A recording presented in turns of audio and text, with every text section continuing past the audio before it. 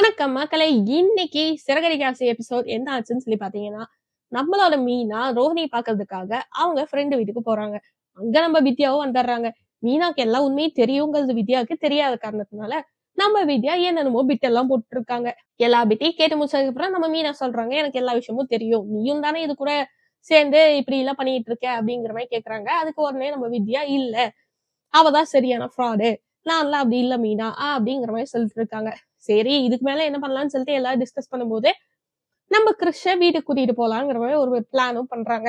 ஏன்னா அப்பதான் மனோஜ் கிட்ட அவன் க்ளோஸா பேச முடியும், மனோஜுக்கு அப்பதான் அவனை பிடிக்கும், அப்பதான் விஷயத்த வீட்டுல ஓபன் பண்ண முடியுங்கிற மாதிரி யோசிக்கிறாங்க.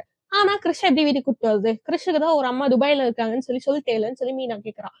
உடனே ரோஹிணி ஆமா, அதனாலதான் என்ன பண்றேன்னு தெரியலன்னு சொல்லிட்டு இருக்கும்போது நம்ம மீனா கோவம் வந்து என்ன சொல்றாங்கன்னு சொல்லி பாத்தீங்கன்னா, அப்படிப்பட்ட ஒரு அம்மா இருந்தா என்ன இல்லாட்டி என்ன அப்படின்னு சொல்லி சொல்றாங்க.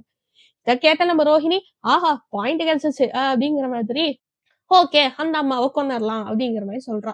இதை கேட்ட மீனா ஷாக் ஆக நம்ம வித்யா சொல்றா, இது உங்களுக்குதான் புதுசு, எங்களுக்கு எல்லாம் இது ரிப்பீட்டே அப்படிங்கிற மாதிரி சொல்லிட்டு இருக்கா. சரி நீ என்னமோ பண்ணு, ஆனா கிறிஷ வீட்டுக்கு மட்டும் கூட்டிட்டு வந்ததுன்னு சொல்லிட்டு மீனா அங்க இருந்து கிளம்பிட்டாங்க. மீனா வீட்டுக்கு வந்து சமைச்சிட்டு இருக்கும்போது நம்ம ரோஹிணி வந்து சொல்றாங்க, இன்னும் கொஞ்ச நேரத்துல எங்க அம்மா வந்துருவாங்க, அந்த விஷயத்த சொல்லி நம்ம கிறிஷ இங்க விட்டுட்டு போயிருவாங்க அப்படின்னு சொல்லி சொல்றாங்க.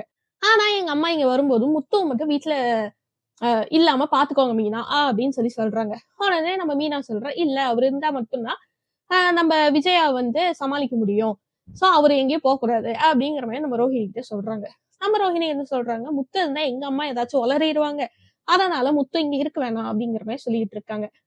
ஆனா நம்ம மீனா அதை கேட்கல, அவர் இங்கதான் இருப்பாரு அப்படிங்கிற மாதிரி சொல்லிட்டாங்க.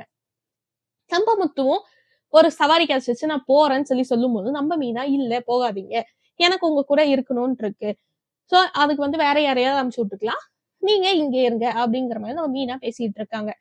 இதை கேட்ட முத்து சரி ஓகே நான் இங்க இருக்கேங்கிற மாதிரி முடிவு எடுத்துட்டான். இதை பார்த்த ரோஹிணிக்கு போறவனை தூக்கிட்டு வந்து இவளே நிக்க வச்சிருக்காளே அப்படிங்கிற மாதிரி நம்ம ரோஹிணி ஒரு பக்கம் யோசிச்சுட்டு இருக்காங்க. நாளைக்கு என்ன ஆக போகுதுன்னு சொல்லி பாத்தீங்கன்னா, அவங்க அம்மா வராங்க, கிறிஷ விடுறாங்க, கிறிஷோட அம்மா இறந்துட்டாங்கன்னு சொல்லி சொல்றாங்க. உடனே நம்ம முத்துவும் மீனாவும் அப்படியே சோகமா சரி ஓகே நாங்க கிறிஷ தத்தெடுத்துக்கிறோங்கிற மாதிரி சொல்லிட்டு இருக்காங்க. இங்கே கிறிஷ் இருக்கட்டும்ங்கிற மாதிரி பேசிட்டு இருக்காங்க. உடனே அவங்க அப்பா கிட்ட டிஸ்கஸ் பண்ணி அவங்க அப்பாவும் சரிங்கிற மாதிரி சொல்லிட்டாரு. ஆனா விஜயா இதுக்கு ஒத்துக்கல. இதுக்கு மேல என்ன ஆக போகுதுங்கிறது நாளைக்கு எபிசோட்ல பாக்கலாம்.